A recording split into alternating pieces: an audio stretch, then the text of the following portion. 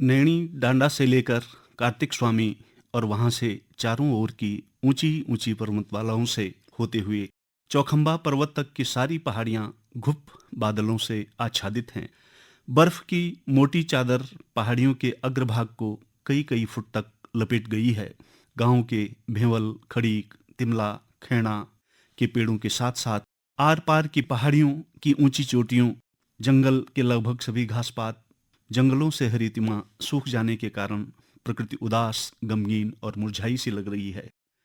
भेवल, खड़ीक, तिमला, खैणा और क्विरयाल आदि के अधिकांश पेड़ या तो पत्तों से रहित हो चुके हैं अथवा एक अजीब सी उदासी का संकेत देते हुए न जाने किस गहरी चिंता में मग्न दिखाई दे रहे हैं। जिन पेड़ों पर पराल व न्यार के खुम्ब, ऊला, घास आदि रखा हुआ है, उनकी कोटरों में घोंसले बनाए पक्षी अपने बच्चों को तपन दे रहे हैं। उनके ओट में पाले से बचे हुए कुछ कुछ चारे के पेड़ अभी भी कुछ कुछ हरितिमा ओढ़े हुए हैं।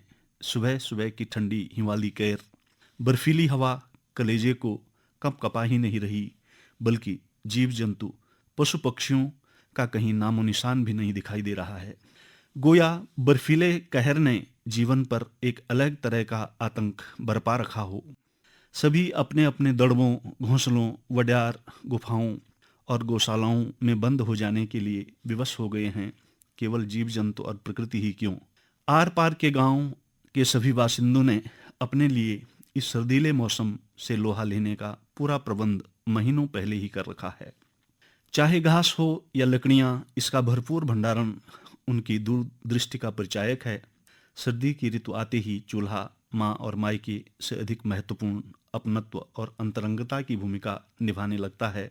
अर्थात सभी लोग चौकड़ी मार, पालथी मार अपने चूल्हे के इर्द गिर्द बैठकर अतीत के दिनों को ही नहीं सहलाते, बल्कि बचपन से लेकर जीवन और जीवन से लेकर देश दुनिया की खबरों, प्रसंगों, संस्मरणों को याद कर करके न केवल थकान ही मिटाते हैं, बल्कि कभी कभी प्रसंगानुसार हंसी ठिठोली के साथ साथ करुण प्रसंगों पर आंखें नम भी हो जाती हैं। यह शीतचर्या आपस में गहन प्रेम व अपनत्व का प्रतीक है। ऐसी बैठकें संबंधों को निकट से जानने, बांचने और परखने का भी मंच है। इस सब के बीच या तो घरों से भंग्यूल, भांग के भुने हुए बीज, भट बोरे या चूड़े बुखणे, तिल की देसी गचक, मूंगफली या फिर मौसमी सब्जियों के पकोड़े मिल जाएं तो महफिल और महत्वपूर्ण हो जाती है। एक और चूल्हे में जल रही बांज बुरांस की लकड़ियों की करारी आंच, चूल्हे पर चढ़ी हुई चाय की केतली, बीच बीच में पकवानों, गचकों व बुखड़ों का दौर अलग ही आनंद की अनुभूति कराता है। चाय की चुस्कियां और तवे में ताजी ताजी भुनी जा रही भंग्यूल व भटमोरों के एक एक बीजों को उठा उठा कर खाना अलग ही रस की अनुभूति कराता है।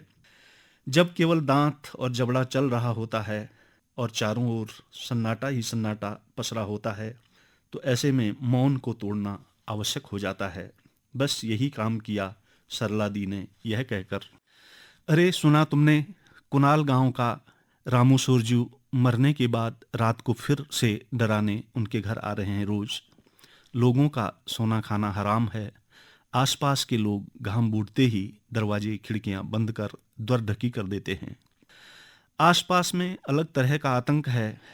अरे पुफू जी छोड़ो ना, लखनपुर गांव की सुरनी दीदी जो घास काटते काटते बीठे से गिर गई थी, वह भूत बनकर सबको डरा रही है। उस जंगल के सारे रास्ते बंद हैं। अब वीर घसेरियां उस जंगल में जाना तो दूर, वहां जाने की बात तक सोच भी नहीं सकते हैं। इतना खौफ है सुरनी दीदी का, भूना कहती। कंसुए, मौसी डरावनी बातें मत लगाओ, फिर रात को भी सपनों में यही पात्र आकर डराते हैं।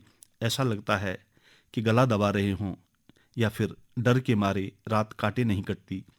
इन घने जंगलों में तो वैसे ही बहुत डर लगता है। कुछ अच्छी बातें लगाओ जिससे डर मन से निकल जाए और हम बॉर्डर के फौजी भाइयों की तरह जीवन की लड़ाई वीरतापूर्वक लड़ती रहें। ममाकोट ननिहाल आई सुमन ने कहा, मेरे मन की बात छीन ली भूली तुमने। हम पहाड़ी लोग वीरता की मिसाल होते हैं।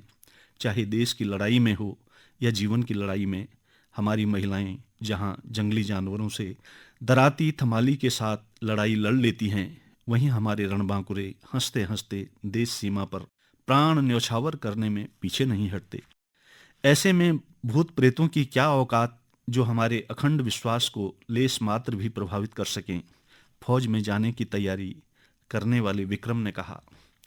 अरे भुला, नागनाथ पोखरी के उस भाई की बात तुमने नहीं सुनी जो लेफ्टिनेंट होकर अभी पहली पहली बार छुट्टी घर आया था।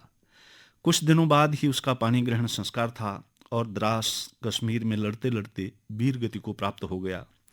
परसों ही वह आप तो नहीं आया, लेकिन तिरंगे में लिपटा हुआ उसका शरीर आया। माँ बाप का इकलौता बेटा था, सोचो उन माता पिता पर क्या गुजरी होगी। कहकर केवल हिमांशु भाई की आंखें ही नहीं छलछला आईं, बल्कि आग तापते सभी छोटे बड़ों की आंखों से आंसुओं की धार बहने लगी। आपने बहुत इमोशनल कर दिया है हिमांशु भाई, अब थोड़ा लाइट मूड में आ जाएं। आजकल हमारे गांव में हीर रांझाओं की भी कमी नहीं है। प्रेम प्रसंगों के कई कई किस्से ताजे ताजे दिखाई दे रहे हैं।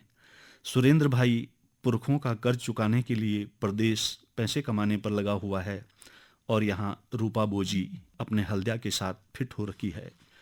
आजकल इस बात की चर्चा गर्म है, गांव की सड़कों और बिल्डिंगों पर काम करने वाले मजदूर भी आसपास की गांवों की मासूम लड़कियों को बहला फुसला कर भगा कर ले जा रहे हैं। इस बात पर भी चिंता करना हम सबके लिए बहुत आवश्यक है। हर गांव के समझदार लोगों को इस पर अवश्य सोचना चाहिए, अधखड़ मोलूदा ने कहा। ये टॉपिक भी ब्रेकिंग न्यूज है आजकल के दिनों का, लेकिन इसको भी बदल देते हैं रेडियो की बैंड की तरह। जैसे आकाशवाणी नजीबाबाद से अब आकाशवाणी बरेली अथवा दूसरा केंद्र लगा देते हैं। छोड़ो, थोड़ा भंग्यूल खाओ, चाय पियो गर्मा गर्म, यह सब आईटी का कमाल है भाई बंधुओं, जो एक बड़ी सुविधा भी है और गलत प्रयोग होने पर एक बहुत बड़ी दुविधा भी। चलो छोड़ो, हम सब अपनी अपनी बात कर रहे हैं, लेकिन हमारे बीच में अनुभवी बिशना दादी भी बैठी हैं।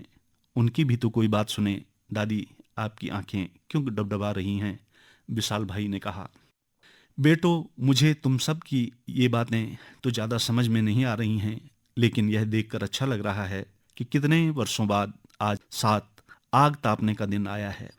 अब कौन जलाता है चूल्हा, कौन जलाता है लकड़ियाँ, सब गैस वाले हो गए हैं, अपने और अपनों में मस्त। कौन बैठता है किसी के अंग संग, कौन करता है प्रेम में डूबी, ये सब बातें सब अपने अपने में मस्त हैं।